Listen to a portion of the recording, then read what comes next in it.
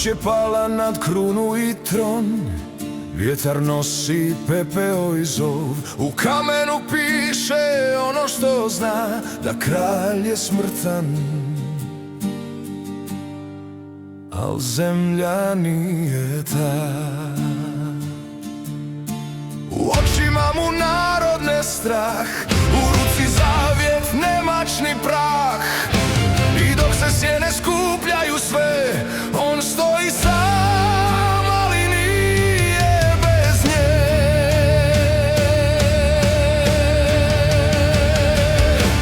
Ovo je posljednja zakletva dana, ne predajem zemlju ni ime ni rana. Ako padnem ja, nek narod stoji, nek Hrvatska živi dok srce postoji. Nek kruna padne, nek vrijeme sudi, ali zemlju Hrvatsku ne dam. Nek pamte ljudi, nisu svi stajali kad je trebalo stat. Neki su šutjeli, neki znali izdavat, al povijest pamti više od riječi. Pamti tko je ostao kad su krenuli pobjeći. Pod svodom neba i Božjim znakom izgovorena riječ postaje zakonom, jer zakletva nije u zlatu ni vlasti, nego u onom tko zna zašto mora pasti.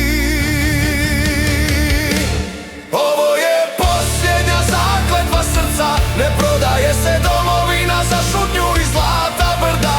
Ako ne stanem ja u tišini noći, nek narod zna, još uvijek je u moći. Nek kruna padne, nek vrijeme sudi, ali zemlju Hrvatsku ne dam. Nek pamte ljudi,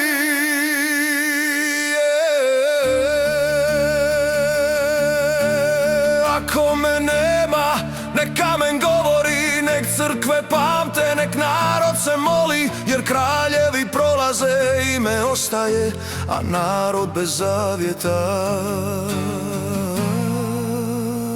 sam sebe izdaje. Ovo je posljednja zakletva dana, izgovorena krvlju, vjerom i ranama. Nisam ja kruna, kruna ste vi, dok stojite uspravno slobodni svi. I dok se ova zemlja zove dom, moja zakletva živi u narodu